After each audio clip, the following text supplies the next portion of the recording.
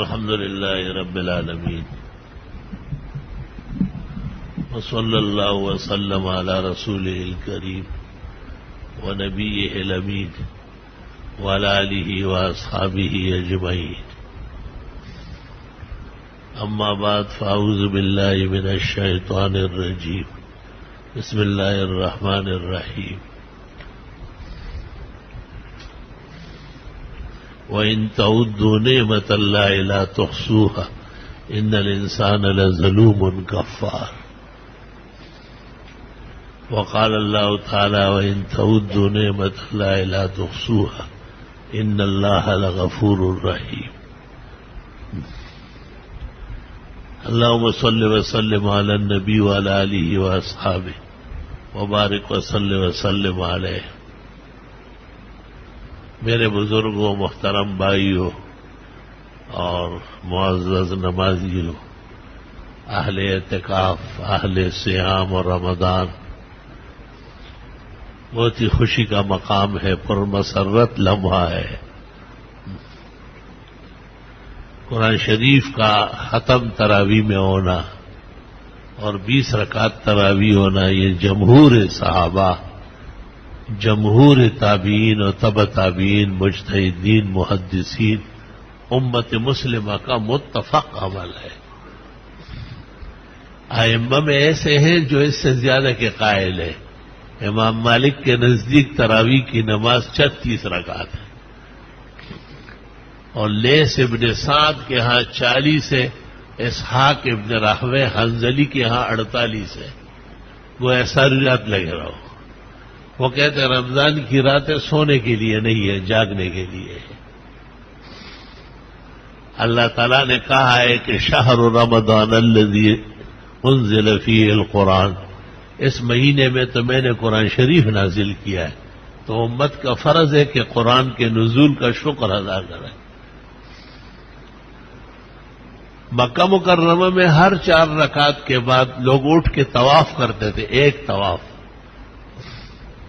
اور مدینہ میں تو طواف نہیں تھا، وہاں تو بدعتی نہیں تھے کہ پیغمبر اسلام کی قبر کے گرد چکر لگا لیتے. تو امام مالک نے فتویٰ دیا کہ ہر 4 رکعت کے بعد ہم اپنے 4 پڑھیں گے. اس لیے ان کی 36 ہو گئی. دوسرے اماموں نے ان کے ساتھ اور رکعت ملائی، اور لیکن 4 ائمہ کل کائنات کے محدثین، ابو بکر، عمر، عثمان، علی، 10 مبشرہ بدریین، شرقاً غرباً، شمالاً جنوباً، ارداً سماعاً، جناً انساً، علماً عملاً، من عہد رسول اللہ صلی اللہ علیہ وسلم الی یومنا ھذا، امت مسلمہ 20 رکعت پر مجتمع ہے. سنن کبریٰ للبیہقی میں حدیث بھی ہے، صلی بنا رسول اللہ صلی اللہ علیہ وسلم بعدما صلی بنا المکتوبہ من العشاء فی رمضان 20 رکعتا مع الوتر. رسول اللہ صلی اللہ علیہ وسلم نے رمضان شریف میں عشاء کے 4 فرضوں کے بعد ہمیں 20 رکعت تراویح اور وتر بھی پڑھا لی ہے. امام ابو حنیفہ سے جب پوچھا گیا تھا کہ حضرت عمر 20 رکعت سے کم تراویح نہیں مانتے تھے اور صحابہ کو پابند کرتے تھے کہ تراویح میں قرآن شریف پڑھا کرو، اور ایسی ترتیب بتائی کہ ٹھیک 27 کو ختم قرآن ہو جاتا تھا. اور حضرت علی کو کہا کہ تم خود حاضری لے لو کہ کوئی مسجد ایسی تو نہیں جہاں 20 سے کم پڑھی جاتی ہے، تاکہ ان کو ڈنڈے سوٹے دکھائے. تو حضرت علی نے آ کے بعد میں کہا کہ اے عمر، آپ جو فیصلہ کرتے ہیں وہ آسمانوں سے پہلے ہو چکا ہوتا ہے.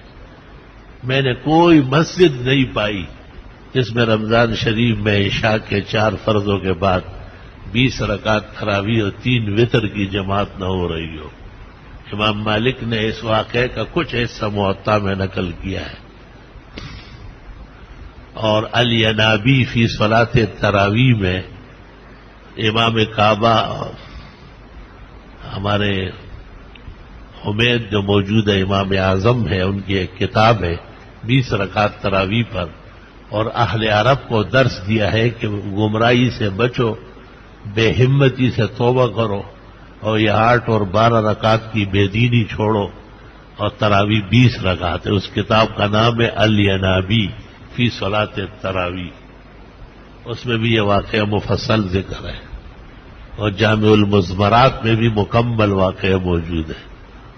اللہ تعالیٰ کا شکر و کرم ہے، اللہ کا احسان ہے۔ کہتے ہیں اس سے پہلے صحابہ ایک وہاں کھڑے ہیں، 2-4 آدمی پیچھے، 2 یہاں کھڑے ہیں، کچھ لوگ پیچھے ہیں۔ تو حضرت عمر آئے، دیکھا انہوں نے، مالی اراکم متوز، کیا ٹکڑوں میں بیٹھے ہوئے ہیں، وانتم اصحاب رسول اللہ، پیغمبر کے صحابہ کا یہ کوئی پڑھنے کا طریقہ ہے تراویح؟ حل اجمعکم تحت قارئ واحد، لوگوں سے کہا ختم کرو یہ چھوٹی چھوٹی ٹولیاں جگہ جگہ یہ تراویح کی جو نقلیں اتار رہا، سب ایک مصلی کے پیچھے ہوں گے۔ فرض خود پڑھا لیتے تھے 20 رکعت، کبھی تمیم، کبھی ابئی، کبھی 10-10، اور وطروں کے لیے حضرت عمر خود آگے ہوتے تھے۔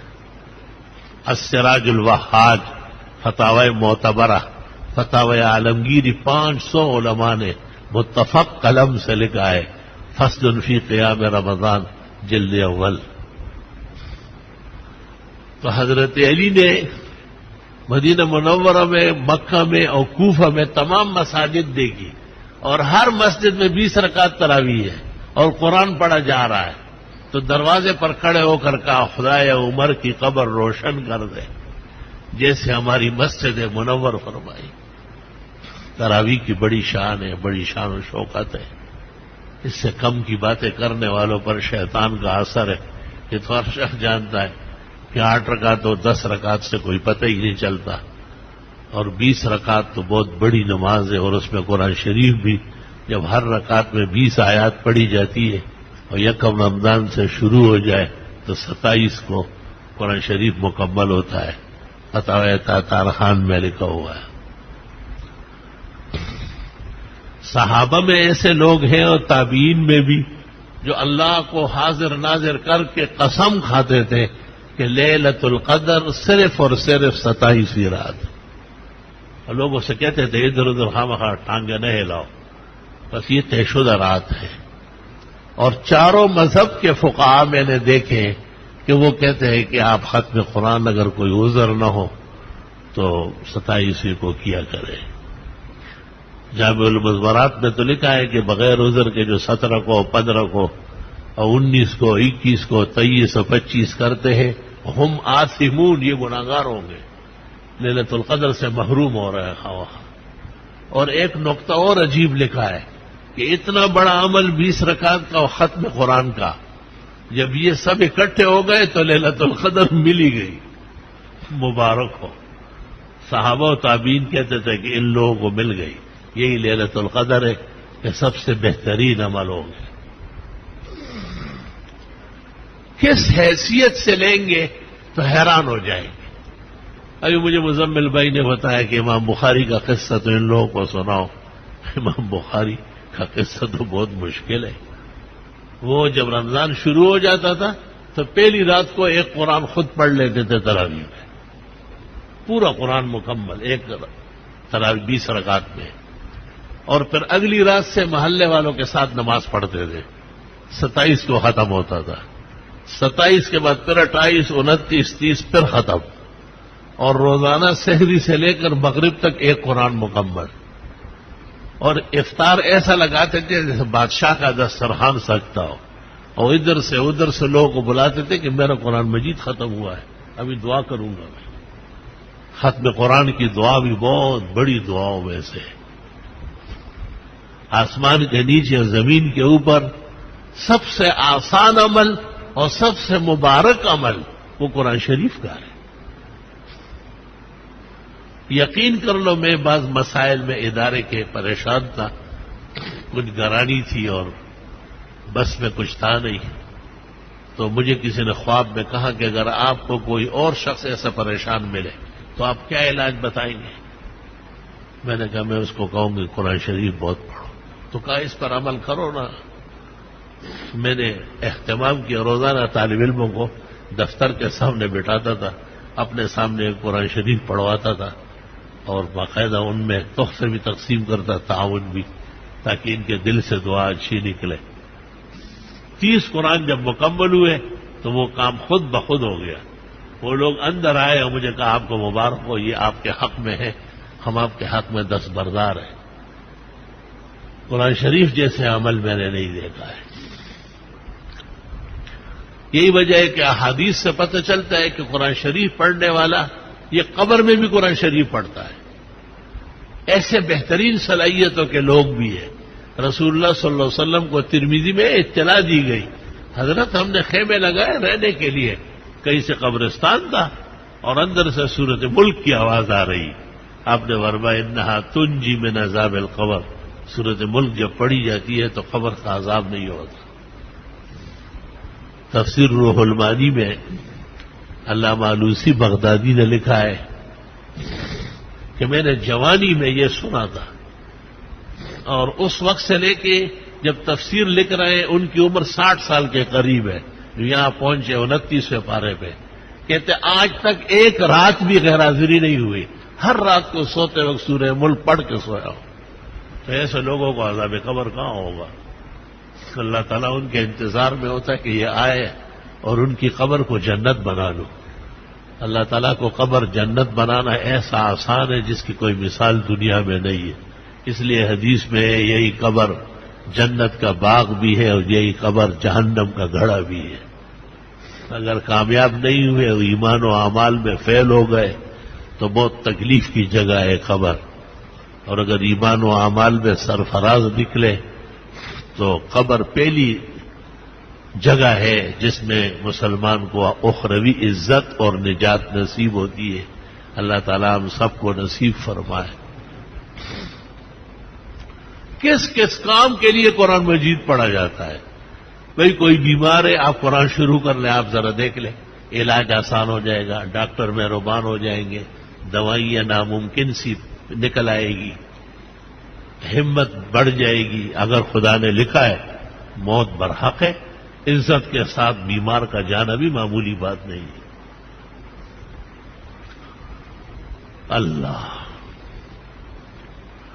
وہ ایک شخص 15-20 سال قوبے میں رہا، ان کے بچوں نے مجھ سے پوچھا کہ ایسا کر سکتے ہیں کوئی انجیکشن لگا لے اور یہ ختم ہو جائے، کیونکہ ہم خدمت نہیں کر سکتے۔ تو میں نے کہا دیکھو، اس لیے کہتے کہ عزت سے مر جانا بر وقت یہ بھی اللہ کی طرف سے اعزاز ہے، رشتہ دار تنگ آ جائے۔ تو میں نے ان کا کہا قرآن شریف پڑھو۔ انہوں نے ابھی 20 ختم نہیں کیے تھے کہ اس کا انتقال ہو گیا۔ دونوں حیثیتیں ہیں، اگر شفا اور زندگی مقدر ہے تو بھی قرآن شریف سے ملے گی، اور اگر شفا اور زندگی نہیں ہے، خدا تعالی نے فیصلہ کیا ہے، تو عزت کے ساتھ، احترام کے ساتھ، تر آنکھوں کے ساتھ رشتہ داروں کے فراق اور جدائی محسوس کرنے کے ساتھ سفر آخرت کرنے بھی بہت بڑی جماعت کا کام ہے۔ لا الہ الا اللہ، استغفر اللہ واتوب الیہ، قرآن شریف پڑھنا اور روزے رکھنا اور ہر رات کو 20 رکعت تراویح پڑھنا مسلمانوں کا اجماعی عمل ہے۔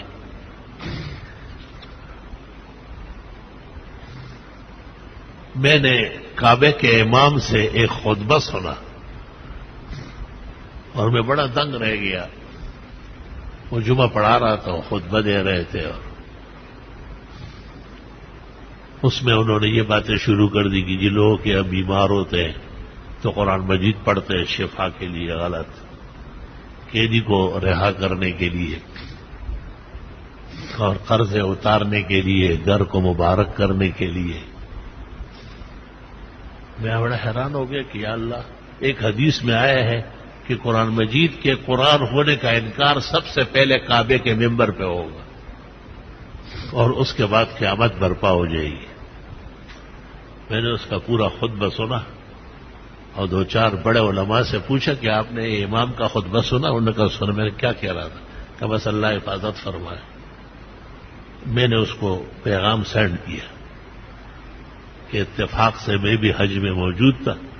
آپ نے اتنے اہم موقع پر نہایت بےہودہ خطبہ دیا ہے اور قرآن و سنت کے خلاف خطبہ دیا ہے آپ. اور آپ پر امت سے معافی مانگے ورنہ میں شاہ عبداللہ سے ملتا ہوں اور آپ کی شکایت کرتا ہوں. یہ کس طرح خطبے دے رہے ہیں آپ؟ اب میں نے ہر واقعے کی دلیل حدیث سے پیش کی کہ بیماروں کی شفا تو قرآن میں ہے. وَنُنَزِّلُ مِنَ الْقُرْآنِ مَا هُوَ شِفَاءٌ وَرَحْمَةٌ لِّلْمُؤْمِنِينَ. 28 کے قریب مشکلات میں نے تو ان کا پیغام آیا کہ غلطی ہو گئی ہے، بہت معذرت خواہ ہوں، آپ پریشان ہونا چھوڑ دیں، میں آئندہ جمعہ میں اس کی تلافی کر لوں گا. سنا ہے، کر لی. کوئی غلط کتاب دیکھ چکا تھا، ناکارہ انسان کی کوئی تصنیف دیکھی تھی، گندے لوگوں کی کتابیں کفر سے بھری ہوئی ہے. اتنے بڑے منصب کا آدمی بھی اپنے آپ کو نہیں سنبھال سکتا ہے تو عوام سے ہم کیا گلہ کریں کہ آپ وہ پڑھے ہو یہ نہ پڑھے. میں نے اس کو یہ بھی لکھا کہ آپ کعبے کے ممبر پر ہیں، آپ پوری دنیا کے امام ہیں، کعبے کا امام، کل کائنات کے مسلمانوں کا امام. لیکن یہ ضروری نہیں ہے کہ آپ کل کائنات سے بڑے عالم ہو سکتا ہے کہ آپ کی صفوں میں آپ سے 50 گنا 100 گنا زیادہ علماء موجود ہو. آپ کے اس خطبے کی خطا سے وہ بہت واقف ہے. انہوں نے پورا مشاورت کی اور ساتھیوں سے دریافت کیا. نیا امام مقرر ہوا تھا. کچھ دنوں بعد شاہ صاحب کو پتہ چلا، شاہ صاحب نے خطبہ منگوایا، امام کو ہٹا دیا. ایسے ایسے خطبے نہ دیا کرو، دنیا یہاں سے دین سیکھے گی یا تم بے دینی بیان کر رہا. میں نے کہا شکر ہے کہ کعبہ ہے اور کعبہ قیامت تک رہے گا اور اللہ اس کو سلامت رکھے اور ان کے دشمنوں کو اللہ تعالیٰ ان کے موافق اور دوست بنائے. ہم تو ان کے موافق اور مداح اور قدردان ہیں، ان پر جان چھڑکنے والے ہیں. میں آ رہا تھا ان دنوں میں بہت پریشان تھے یمن کے واسطے، تو میں نے اس کو کہا تمہیں کچھ پتا ہے کہ پاکستان کے لوگ تم سے کتنی محبت کرتے ہیں؟ وہ گردنیں کٹانے تھے. آرے صرف واگا کھولو ذرا. آپ یقین کریں وہ چیخ چیخ کے رویا اور اندر گیا، اپنے بڑے افسر کو باہر لے آیا اور ان کو کہا امیر روحا بدون تفتیش، شیخ کی جماعت کی کوئی تفتیش کی ضرورت نہیں، تو ہمارے لوگ ہیں. پھر مجھے کہا تھوڑی دیر میرے پاس بیٹھے، دل کو آرام آ جائے گا. میں نے کہا تمہیں زیادہ غم کی ضرورت ہے، سیدھا چلنے کی ضرورت ہے. آپ کی فورس یہ نہیں ہے، آپ کی فورس نیل کے ساحل سے لے کر تابہ خاک کے کاشغر جہان نواز شریف اور ممنون حسین کا نہیں ہے، نہ راحیل و دوس جہان اللہ تعالی کا ہے. اور محمد رسول اللہ صلی اللہ علیہ وسلم سے جو محبت ہے اس کی مثال پوری کائنات میں نہیں ہے. چھوٹا ہے یا بڑا، عورت ہے یا مرد، وہ کعبے پر قربان ہونے کے لیے تیار ہے. اللہ تعالیٰ وہاں برے دن نہ لائے اور اللہ ایسی آزمائش نہ دکھائے، قیامت تک وہاں سکون رہے، آرام رہے، عابدین و زہاد اور نساکین کے لیے خوب خوب احترام رہے. الحمدللہ کعبہ شریف میں بھی اور مسجد نبوی میں بھی 20 رکعت تراویح ہو رہی ہے اور خوب قرآن پڑھا جاتا ہے، خوب قرآن پڑھا جاتا ہے. بس صرف اتنی کمی کی ضرورت ہے کہ اور مسجدوں میں اتھے 8 رکعت والے پیدا ہو گئے، 10 رکعت، اور امامت کی ایسی توہین ہو رہی. آپ ویسے کھڑے ہوں گے مغرب کی سنت پڑھ رہے کہ سیدھے ہو جاؤ، میں تیرے پیچھے اللہ ہوگا. وہ بابا میں سنت مغرب پڑھ رہا ہوں اور یہ فرضوں کی نیت باندھ رہے ہیں میرے پیچھے. یہ بات بھی ایک موقر علماء کا وقت سلمان کو سمجھائے کہ اپنی قوم کو لگام دے. یہ انہوں نے امامت کو گدھے کی سواری سمجھا ہوا ہے. امامت تو بہت بڑا کمال ہے. اللہ نبی کو کہتے ہیں اذا كنت فيهم فاقمت لهم الصلاة، آپ ہو تو آپ ہی پڑھایا کریں. آپ کے ہوتے ہیں ابھی بکر بھی نہ پڑھائے، عمر کی امامت بھی نہ منظور ہے، عثمان علی بھی نہ آپ پڑھائے. آپ نبی ہے، کتنی بڑی چیز ہے امامت، قرآن کی آیت ہے. چنانچہ اس آیت کے پیش نظر صحابہ کبھی حضرت کے سامنے نماز نہیں پڑھاتے تھے. آگے ہو گئے اور پتہ چل گیا فوراً پیچھے. حضرت نے وہاں سے کہاں بھی الارے سے لے کہا اپنی جگہ رہو. حضرت ایسا ایسا آ جاتے تھے کیونکہ اللہ کا حکم ہے اذا كنت فيهم فاقمت لهم الصلاة. جب آپ موجود رہے پیغمبر تو آپ ان کی نماز پڑھایا. سبحان اللہ، کتنی خوشی کی بات ہے. محمد انور شاہ نماز پڑھا رہا ہے. ہمیں تو ایسے دو چار آیتیں یاد ہے، اس کو پورا قرآن یاد ہے اور بہترین یاد ہے. لیکن یہ آپ کی دعا کی کمی ہے یا میرے نصیب کی کمی ہے یا میرے اوپر کوئی آزمائش ہے کہ جس طرح اس کا گلا صاف ستھرا ہونا چاہیے نوجوان کا اس طرح صاف نہیں، اس میں رکاوٹ ہے.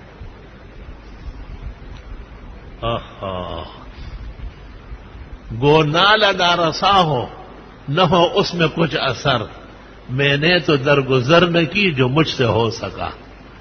میں نے اپنے طور پر تو علوم، فنون، حفظ، تجوید، قراءت 5% محنت میری ہے، 95% خود اس کی لیاقت اور غیرت ہے.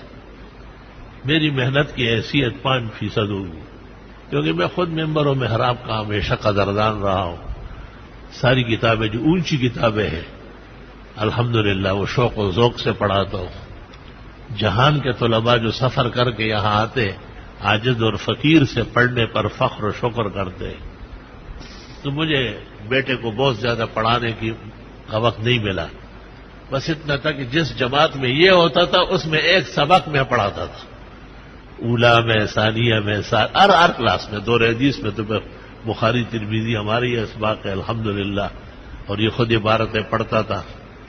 تو آج کے اس مبارک نشست میں ایک گزارش آپ سے یہ ہے کہ آپ محمد انور شاہ کو دعاؤں میں یاد رکھیں اور اس کا گلا صاف ستھرا ہو اور اس میں کوئی رکاوٹ نہ ہو. میں خوب جانتا ہوں کہ یہ نظر بد ہے. جس دن تمام علوم و فنون مکمل ہوئے اور اب یہ خوشی تھی کہ یہ باپ کی جگہ بیٹھے گا، کتابیں پڑھائے گا، نگرانی کرے گا، امامت کرے گا، اس دن مجھے کسی نے کہا کہ محمد انور شاہ سبق پڑھاتا ہے لیکن آواز نہیں نکلتی. میں نے جو اس کی آواز سنی تو بڑا حیران ہو گیا. میں نے کہا بس آپ سبق چھوڑ دیں اور گلے کی فکر کریں، اس کا علاج معالجہ بہت ضروری ہے. بعض نظریں ایسی سخت لگتی ہیں کہ وہ جاتی نہیں ہے. یہ کوئی ضروری تھوڑی ہے. نظر کی مثال تو کلاشنکوف کی گولی ہے، لگ تو گئی، اب ضروری ہے کہ بچے. تفسیر ابن کثیر میں رسول اللہ صلی اللہ علیہ وسلم حضرت علی و فاطمہ کے گھر آئے اور حضرت فاطمہ پلنگ کے پاس کھڑی تھی اور حسن و حسین دونوں پلنگ پہ لیٹے ہوئے تھے اور ایسے تھے جیسے خالی چمڑے، جان نکلی ہوئی، چھوٹے چھوٹے بچے تھے. حضرت نے پوچھا، انہوں نے کہا کھیلتے ہوئے آئے، لیٹے اور اب اٹھ نہیں رہے. پیغمبرانہ مقام کے ساتھ آپ اسی طرح متحیر، غمگین اور پریشان ان کے سرہانے کھڑے ہو گئے. اتنے میں حضرت جبریل آیا اور انہوں نے کلمات تلقین کیے اور فرمایا کہ یہ کلمات آپ پڑھ لیں. حضرت نے جب وہ کلمات پڑھ لیے تو دونوں اٹھ گئے. وَيَلْعَبَانِ بَيْنَ يَدَيْهِ، دونوں کھیلنے لگے. كَأَنَّهُمَا لَمْ يَمْرَضَا، جیسے بیمار ہوئے ہی نہیں تھے. وہ کلمات بھی اس کو یاد کرائے اور صبح و شام اس کو پڑھے جاتے ہیں. وہ بھی نظر کا علاج ہے.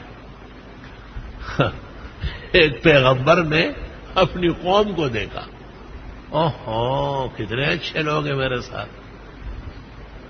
صبح دیکھا سارے مر چکے، ساری قوم فوت ہو گئی. پیغمبر اور مرسل کی نظر لگ گئی. وہ اس طرح کی دلی نہیں اور تماچی دی پما دی کڑی پہ زگر باندھے ڈزونا. بعض لوگ سمجھتے ہیں نظر بد نہیں، نظر محبت بھی لگتی ہے. چھوٹے بچوں کو ماں باپ کی لگتی ہے، اونچے صلاحیت والوں کو اپنوں کی نظر لگ جاتی ہے. حق تعالیٰ کی طرف سے پیغام آیا کہ آپ کو انہیں دیکھ کے پڑھنا تھا حسنتکم بالحی القیوم، الذی لا يموت ابدا ودفعت عنکم السوء بلا حول ولا قوت الا باللہ العلی العظیم. یہ سارے بچ جاتے. قرآن شریف میں ہے سورۃ کاف میں کہ ایک آدمی کے 2 باغ غرق ہو گئے تھے. حق تعالیٰ فرماتے لولا اذ دخلت جنتک قلت ما شاء اللہ لا قوت الا باللہ. وہ ان باغوں میں داخل ہونے سے پہلے کہہ دیتے نا ما شاء اللہ لا قوت الا باللہ. امام مالک رحمت اللہ علیہ نے ما شاء اللہ لا قوت الا باللہ کی تختی لکھی تھی اور اپنے گھر پر لگایا تھا. جو بھی آئے پہلے اس کو پڑھے ما شاء اللہ لا قوت الا باللہ. یہی الفاظ جو میں پڑھ رہا ہوں اپنی طرف سے آگے پیچھے نہیں کرو. کہتے اوپر نیچے بھی نہیں ہو, ایک ہی لائن ہو ایسی. اور فرمایا میں اپنے گھر کو جنت کا باغ سمجھتا ہوں. میں چاہتا ہوں دیر تک سلامت رہے, آفات سے, بیماریوں سے, تکلیفوں سے اور غموں سے, پریشانیوں سے اور صدموں سے محفوظ رہے. ہم نے احسن العلوم کے گیٹ پر بھی ما شاء اللہ لا قوت الا باللہ کی تختی نصب کرائی. ایک زمانے میں برادرم منصور سلمہ نے اس کی بہت سارے تختیاں بنوائی. اب بھی کئی موجود ہیں, پیش کر دوں گا. اسٹیل کی بہت اعلیٰ, اور دوستوں کو دیتے تھے کہ یار ہمارے یہ دوست کو نقصان نہ پہنچے. انور شاہ تو خود حافظ قرآن ہے, اور قرآن کے حافظ کا کتنا بڑا سینہ ہے اور کتنا بڑا کمال ہے.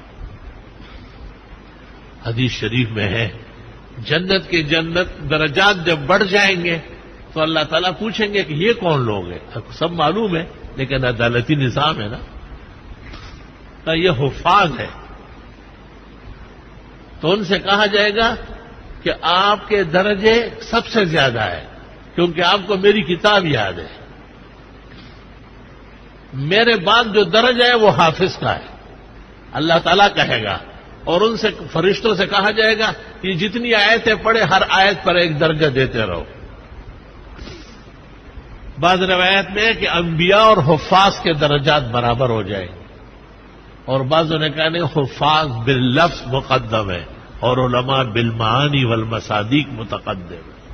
قولان مشہوران لأہل العلم. اللہ تعالیٰ نے اس امت پر جو خاص فضل فرمایا ہے وہ یہ ہے کہ قرآن شریف محفوظ ہے. ہمارے جو قاری صاحب محی الدین انور شاہ کے استاد ہیں اور میرا نائب ہے اور بہت ہی وفادار ساتھی ہے. شاید موجودہ دور میں کسی کو اپنی اولاد سے بھی اتنا آرام اور راحت نہیں ملی ہوگی جتنا مجھے ہمارے قاری محی الدین صاحب سے ملی ہے, اور میں ہمیشہ ان کے حق میں دعا گو ہوں. بہت مطیع و فرما بردار شخص ہے اور بہترین حفاظ میں سے ہے. اللہ انہیں جزائے خیر دے. انہوں نے بھی محمد انور شاہ کی بھرپور مدد فرمائی.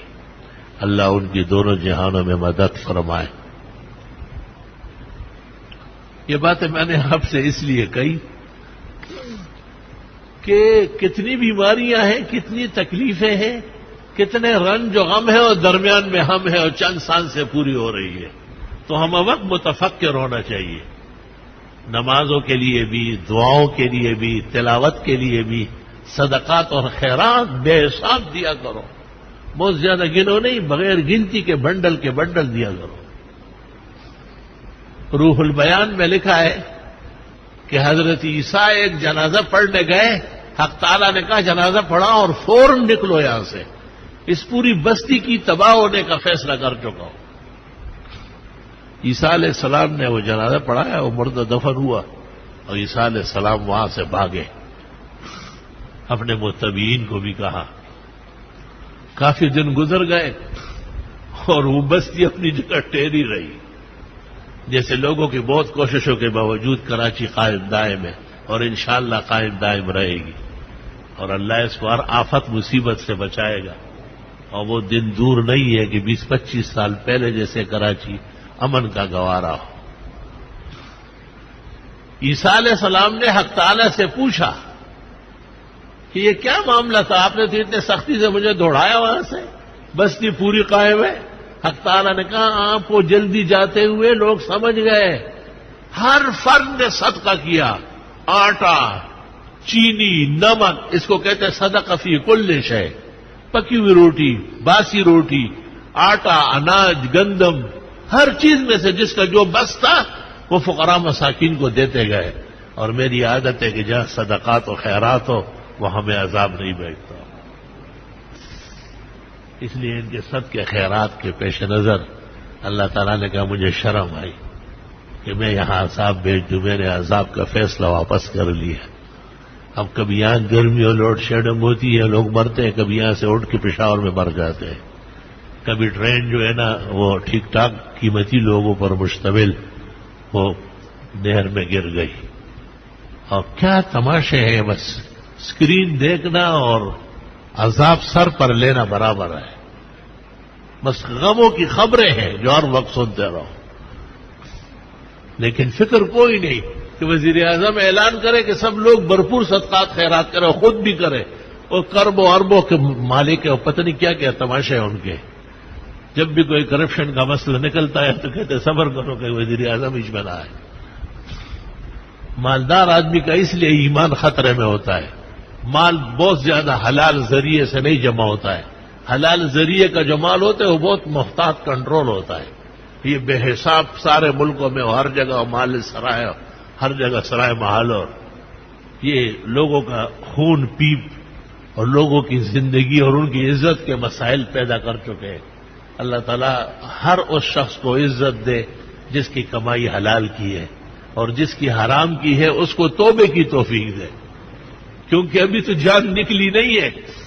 100 سال کا کافر جب کلمہ پڑھ لے اور دل سے توبہ کر لے کہ یا اللہ میں نے جو کفر کیا، غلطی کی، میں آپ کو وحدہ لا شریک مانتا ہوں اور آپ کے پیغمبر حضرت محمد صلی اللہ علیہ وسلم کو سچا پیغمبر آخری نبی مانتا ہوں، قیامت برحق ہے، علماء دین کہتے ہیں بس یہ مسلمان ہے اور اس پر انشاءاللہ جہنم حرام ہے.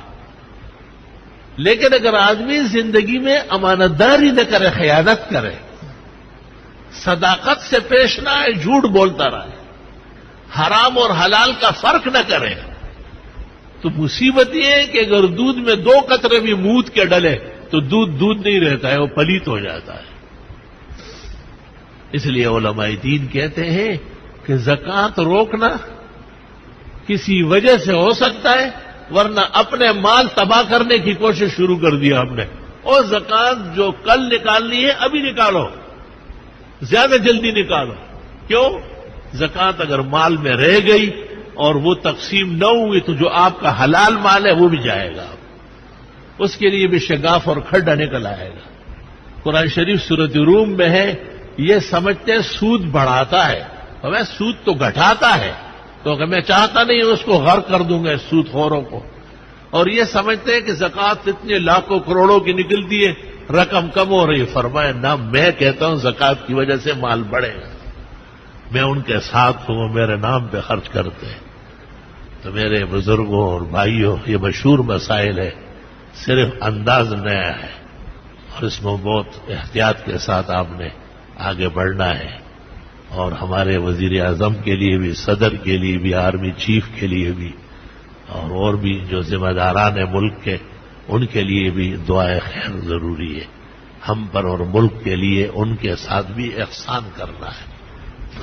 وہی جانان دے بدکڑی زبا خکم خپل بد بہیر شیو زما خبر جڑوی. کہتے ہیں وہ جو کرے ہم ان کو اچھائی سے یاد کریں گے، ہم ان سے خیر کی توقعات رکھیں گے. ہم کہیں گے یا اللہ کم از کم تیرا نام تو شان سے لیتے، اللہ تبارک و تعالی. نواز شریف اللہ تعالیٰ کا نام ایسا لیتے جیسے کوئی شیخ و تفسیر ہو. اور کہتے ہیں ہم نیچے دسترخوان بچھا کر کے کھانا کھانے والے ہیں، یعنی انگریزوں کی طرح کرسی اور میز والے نہیں ہیں. اور پھر حرمین میں رہے، وہ جو بدعت کی کوئی بو تھی وہ بھی زائل ہو گئی ہے، اور توحید سنت کا جذبہ پیدا ہوا ہے. پھر فضل الرحمان کے ساتھ یہ آرانہ بھی کافی مضبوط چل رہا ہے. وہ مضبوط عالم ہے، وہ صرف سیاسی ملا نہیں ہے، یاد رکھنا. وہ علم میں ہم سے آگے ہے، پیچھے نہیں ہے، یہ اچھی طرح یاد رکھیں. مفتی محمود ویسے نہیں گئے، بیٹے کو پختہ کر کے دنیا سے گئے. باقی سیاسی کائنات علیحدہ ہے، اس کو ہم نہیں پہنچ سکتے. اور ہمارا جو کام ہے شاید اس میں بہت زیادہ دخل وہ نہیں دیتا. اور مولانا روم رحمت اللہ علیہ کا قصہ لکھا ہے کہ وہ کتاب لکھ رہے تھے. اس زمانے میں تو قلمی کتابیں ہوتی تھی, سیاہی سے کچے کاغذ پر لکھا جا رہا تھا. اور ایک ملنگ آیا بزرگ قلندر صاحب, اس نے کہا دری چیز تھی, کیا لکھ رہے ہو؟ اس نے کہا ملنگ بچا شما بئی چکارے دارے, تو فقیر آدمی ہے, گداگر, تیرا کیا کام ہے کتابوں کا پوچھنا, چل اپنا کام کر. تھوڑی دیر میں مولانا روم کسی کام سے اٹھے, وہ قلندر آیا اور جتنی کتاب اس نے لکھی تھی وہ تالاب میں ڈالی. اوہ ملنگ بادشاہ بیڑا غرق کیا, یہ تو میں 5-6 سال سے لکھ رہا ہوں. اس نے کہا اس سے کیا فرق پڑتا ہے؟ اس کو وہاں سے نکال رہا تو ایسا جھاڑ رہا تھا اور گرد غبار اٹھ رہا تھا اور ایک صفحہ خراب نہیں ہوا. تو مولانا روم پوچھتے ہیں کہ یہ چیز یہ کیا ہے؟ انہوں نے کہا شما بغیچے کارے دا, آپ کا اس سے کوئی کام نہیں, آپ کا اپنے علم کا کام ہے, ہمارا فقیروں والا کام ہے. اللہ تعالیٰ انہیں بھی خوش رکھے اور دین کی حمایت اور نصرت کے لیے جو کارنامے انجام دیتے ہیں اللہ اس میں طاقت اور اثرات پیدا فرمائے. ہم تو بروں کے حق میں بھی ہے کہ اللہ انہیں نیک بنائے, ہم دشمنوں کے لیے بھی دعا گو ہے کہ اللہ انہیں دوست بنائے, ہم بد کردار اور بد چلنوں کے لیے بھی دعا گو ہے کہ اللہ انہیں نیک سیرت اور نیک خصلت بنائے. انبیاء و مرسلین کے قائم مقام علماء ہے, طلباء ہے, نمازی ہے, تبلیغی ہے, وہ جو ہیں سو ہیں. ہم ان سے خیر کی توقعات رکھیں گے اور دعا کریں گے کہ مبارک گھڑیوں میں اللہ تعالی ہمارا یہ ملک تباہی سے بچائے, ہمارا یہ شہر اور چاروں صوبے اور اس کے تمام مکین اور باسی اللہ تعالیٰ غرق ہونے سے محفوظ فرمائے اور ان کے غم ختم ہو, واقعات و حادثات ختم ہو, سکون آور گڑیا اللہ لے آئے. الحمدللہ رب العالمین. اللہم صل وسلم علی عبدک ورسولک ونبیک محمد احمد وعلی آلہ واصحابہ وبارک وسلم علیہ. ربنا آتنا فی الدنیا حسنہ وفی الآخرۃ حسنہ وقنا عذاب النار.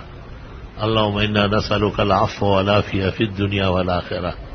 اللہم انا نعوذ بک من جمیع المحن والفتن ما ظہر منہا وما بطن. جتنے بھی ہمارے بزرگ ہیں, نمازی ہیں, ہمارے حفاظ ہیں, عزیزم محمد انور شاہ ہے, اللہ تعالیٰ نے ان کو پیارا سا بیٹا بھی دیا ہے محمد احسن. اللہ انہیں بھی احسن الاعمال, احسن العلوم, احسن عمر, احسن حیات, احسن شباب اور احسن ذل ذلیل اپنے والدین کی بہترین چھاؤ اور سائے میں اللہ سلامت رکھے. اور سب کی اولاد, سب کے بچے, ایک کا جب نام ہو اور دعاؤں حقیقت میں سب کے لیے دعا ہے.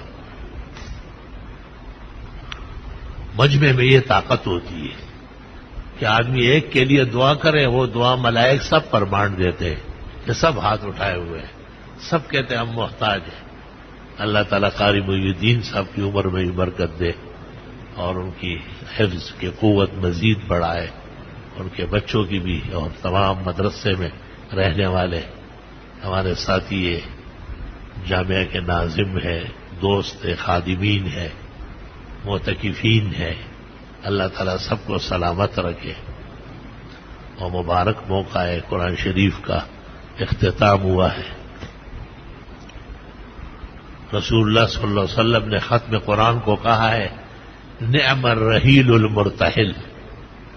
کیا خوب مسافر ہے جو پھر سفر شروع کرتا ہے. حدیث کا مطلب یہ ہے. تو صحابہ ہمارے بڑے محسن ہیں, وہ آگے آ جاتے تھے. مل مانا کیا مطلب ہے؟ آپ نے کہا قرآن شریف جب ختم ہونے لگے تو ایک رکعت میں قل اعوذ برب الفلق قل اعوذ برب الناس پڑھے. ھذا ھو الرحیل, یہ مسافر کا جو سفر پورا ہو گیا. اور دوسری رکعت میں پھر سورہ بقرہ مفلحون تک پڑھے, فرمایا ھذا ھو المرتحل, اس نے پھر سفر کا آغاز کر لیا. امید ہے کہ انشاءاللہ سب کو اگلے سال بھی تراویح میں قرآن شریف ملے گا اور اللہ نصیب فرمائے. قرآن شریف کے موقع پر جس طرح میں نے عرض کیا کہ امام بخاری کہتے تھے عند ختم القرآن دعوت مستجابت, ختم قرآن کے وقت کی دعائیں قبول ہوتی ہے. اللہ ہم عاجزوں کی دعا قبول فرمائے۔ بڑی دعائیں تین ہیں، اول ایمان کیے، اس کے بعد حسن اعمال کیے، اور پھر حسن انجام کیے کہ عاقبت و آخرت ہماری کامیابی و عزت کی ہو۔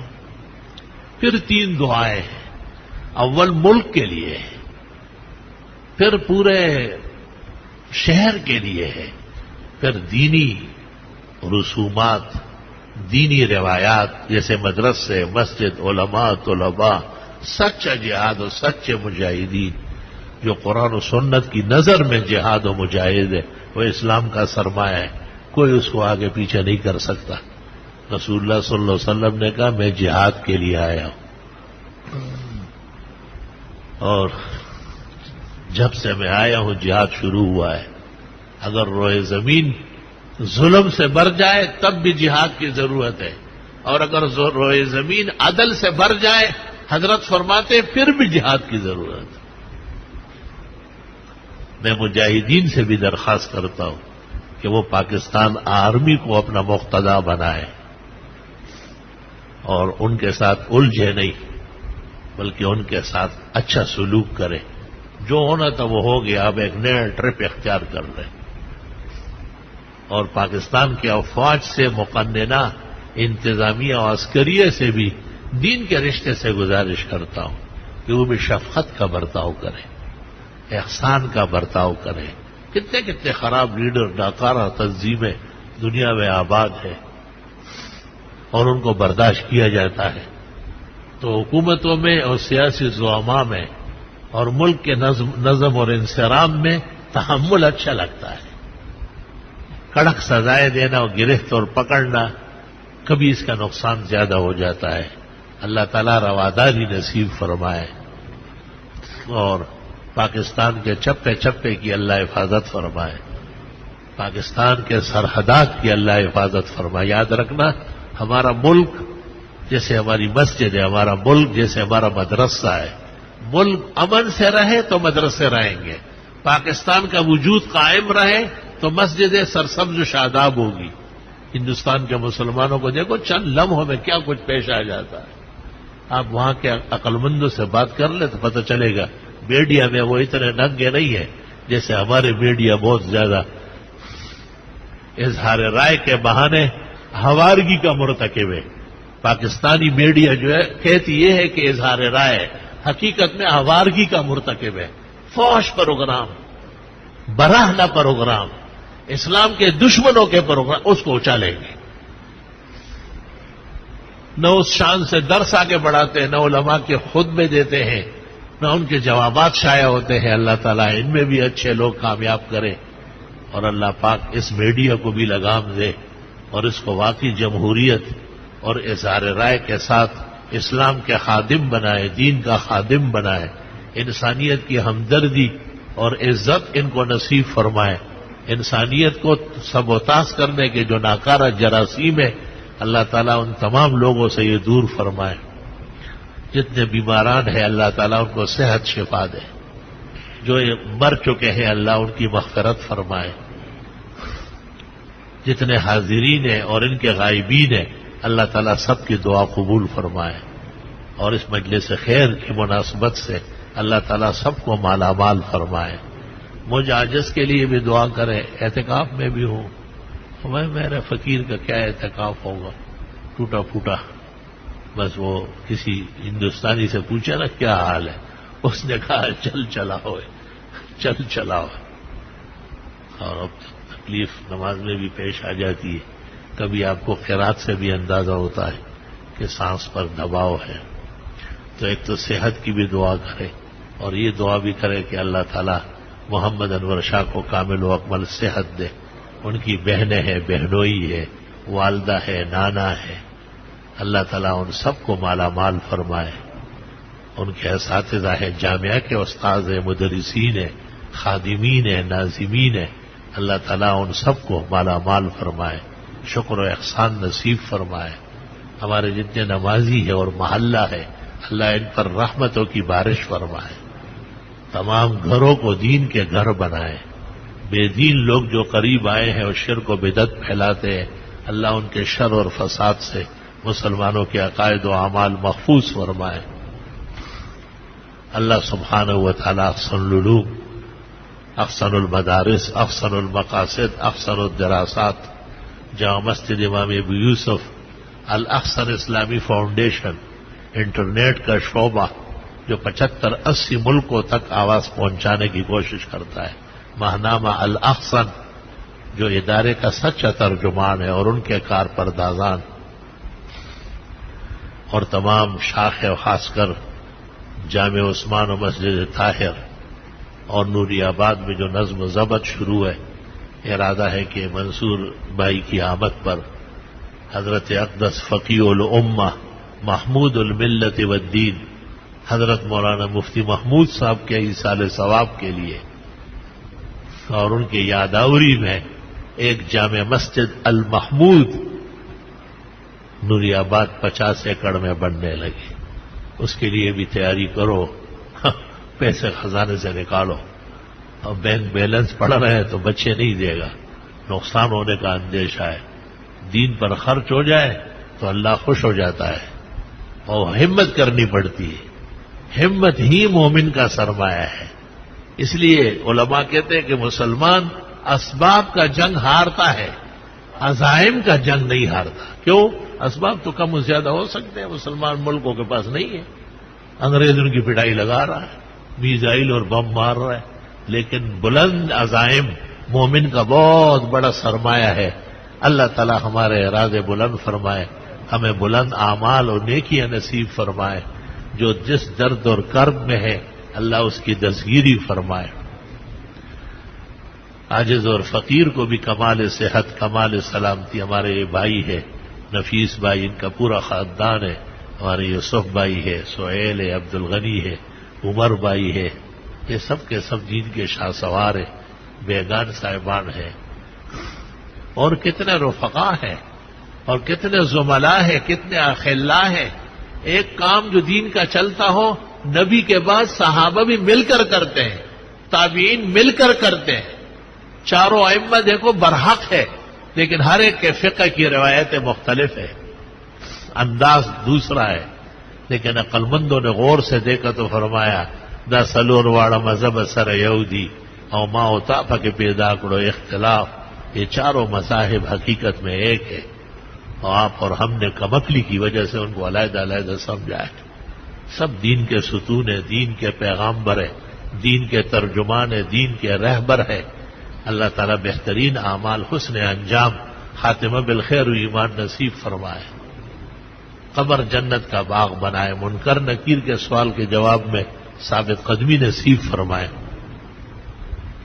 میدان حشر و نشر میں رسول اللہ صلی اللہ علیہ وسلم کی شفاعت عطا فرمائے، آپ کے مبارک جھنڈے لواء الحمد کے نیچے ہمیں بھی جگہ نصیب فرمائے، اور آپ کے مبارک ہاتھوں سے آپ کے حوض کوثر کا پانی پینا نصیب فرمائے، اور اپنے خاص فضل سے، احسان سے، مہربانی سے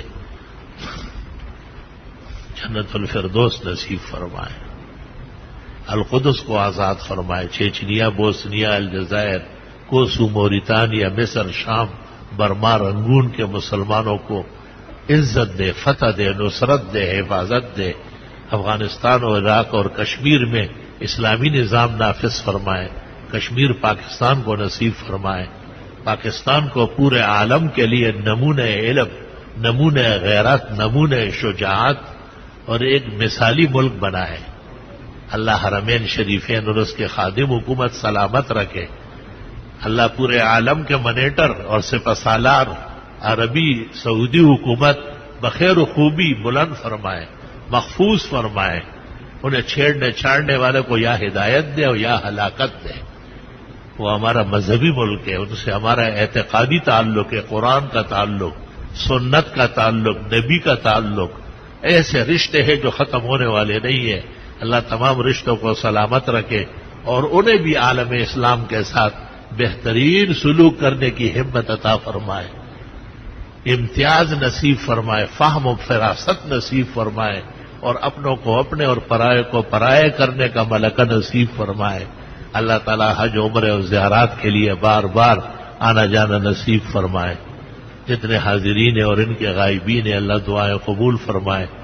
ہمارے نزدیک اور ہمارے مشائخ اور خاص کر فقہا کی ایک جماعت کے قول کے مطابق 27ویں رات ہے، قرآن بھی ختم ہوا تراویح میں، اور تراویح بھی الحمدللہ تکمیل کو پہنچنے والی ہے۔ اللہ ہماری دعائیں قبول فرمائے۔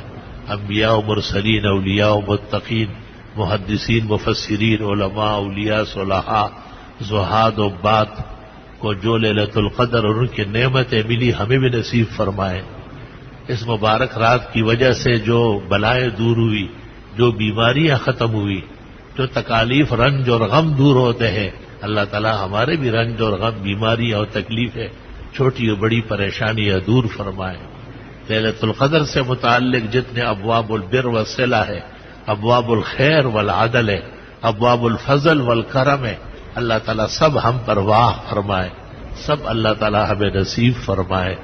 جتنی دعائیں انبیاء و مرسلین اور ختم المرسلین نے فرمائی، ان کی نعمت خوشیاں نصیب کرے، ان کی بلائیں اور فتنے، ان کی بیماریاں اور سازشیں، ان کے مصائب اور شدائد اور ان کے ہموم اور غموم، چھوٹے اور بڑے، اب اور آئندہ، سب سے اللہ ہمیں نجات دے، عافیت نصیب فرمائے۔ ربنا تقبل منا انک انت السمیع العلیم وتب علینا انک انت التواب الرحیم۔ ہمارے بھائی کاشف بیمار رہنے لگے، ان کے لیے بھی دعائے صحت کی درخواست ہے۔ ہمارے بھائی عتیق کو اپنی بیٹیوں کے لیے، اولاد کے لیے، سب باپ ہی پریشان ہوتے ہیں، گل احمد کے لیے بھی دعائیں خیر و عافیت فرمائے، اور جتنے بھی رفقاء ہیں دور دور سے، حاجی عبد الرحمان صاحب ہیں، ان کے دوست و احباب ہیں، اور ہمارے کتنے ساتھی ہیں جو خاص اس رات کے لیے آئے ہیں، محمد انور شاہ کے ختم میں شرکت کے لیے، لیلۃ القدر کی بہترین خوشخبری ابھی اللہ تعالیٰ نے ان کو نصیب فرمائی۔ اللہ سبحانہ و تعالیٰ انجام بخیر و عافیت فرمائے۔ ربنا تقبل منا انک انت السمیع العلیم۔ ہمارے فرقان بھائی کے لیے بھی دعائیں، پیش خدمت حماد کے لیے بھی اللہ رب العالمین ان سب کو مالا مال فرمائے۔ ہمارے ایک دیوانہ ساتھی ہے، ختمات کے لیے پشاور سے پہنچ جاتا ہے، اب صبح روانہ ہونے والا ہے، اللہ تعالیٰ اس کے بھی درجات بلند کرے اور بیٹوں کے علم و عمل کی خوشیاں نصیب فرمائے۔ اور جتنے طلباء یہاں تفسیر پڑھ کے گئے، اللہ امن و سلامتی سے گھر لے جائے، ان کے گھروں میں، قرابت میں، گاؤں میں، شہر میں، علاقے میں، ہر جگہ اللہ امن و حفاظت قائم دائم فرمائے۔ جو طلباء اور ہمارے بھائی اہلیان محلہ اعتکاف میں ہیں، اللہ انہیں احتیاط تقوی نصیب فرمائے، اللہ انہیں اعتکاف کے آداب نصیب فرمائے، ان سے اور ہم سے اللہ تعالیٰ غلطیاں نہ کرائے، کمیوں کوتاہی بشریات اللہ ہم سب کی معاف فرمائے، اور ان سب کی دعائیں پوری امت کے لیے سرمایہ بنائے۔ فاللہ خیر حافظا وہو ارحم الراحمین۔ ما شاء اللہ لا قوۃ الا باللہ۔ سبحان ربک رب العزۃ عما یصفون وسلام علی المرسلین والحمد للہ رب العالمین وصلی اللہ تعالی علی خیر خلقہ محمد۔ اللہ سب کو مبارک۔